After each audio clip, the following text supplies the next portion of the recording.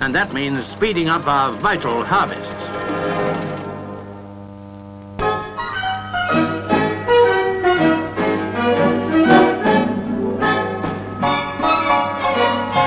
On show in London, a preview of Christmas shop windows, toy shop windows. Bringing pleasure to the kiddywinks is big business. Every year, this country makes £50 million worth of toys, £14 million worth are bought by customers overseas, the odd 36 million comes out of our pockets.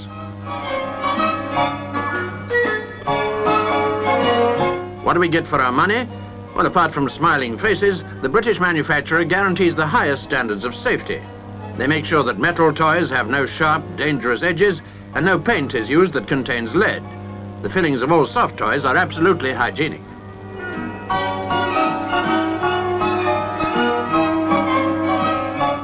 British-made toys have always set a high standard of design and quality. Now a high safety standard is part of the deal.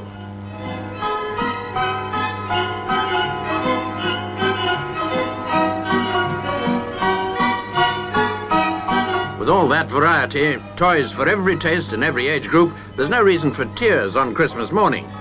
When she's grown out of dolls, you can buy her a makeup set. Children don't stay children for long. It's bound to send her brother back to his stamp album, but if it does, he'll be in very good company. Yes, I'm afraid that's a rather contrived introduction to our next item.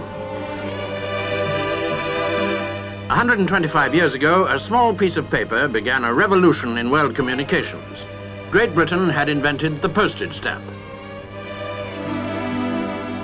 It's appropriate that an exhibition of early stamps should be held at Buckingham Palace. The royal family have always been devoted and knowledgeable collectors. The postage stamp played no small part in the expansion of trade and the growth of the empire that is now a Commonwealth.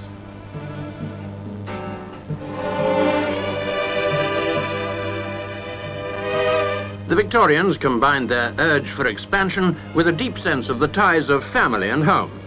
The postage stamp was a link between a far-flung empire and the mother country. This exhibition traces the early history of the postage stamp from its introduction in 1840. It was the climax of Rowland Hill's campaign for a uniform rate of postage throughout the United Kingdom. The first stamp on sale to the public was the famous penny black, bearing the head of Queen Victoria. And with the new stamp came the new envelope. The collection contains some fascinating examples of early designs.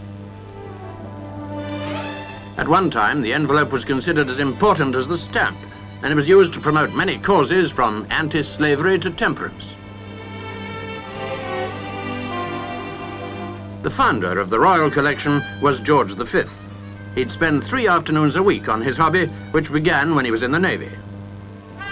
This Silver Jubilee example illustrates his 2 favorite pastimes, sailing and philately. When he was Prince of Wales, a friend sent him a letter bearing a 2penny stamp in a new plum colour. In fact, it wasn't due for issue till the day after this one had been posted, the 5th of May, 1910. On May the 6th, King Edward died, and the stamp was never issued.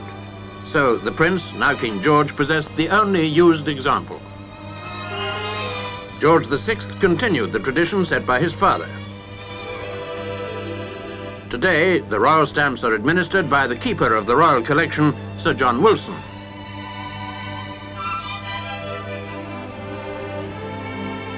Of all the stamps at Buckingham Palace, the most valuable single set is an unused block of 2penny blues, which appeared in the same year as the penny black.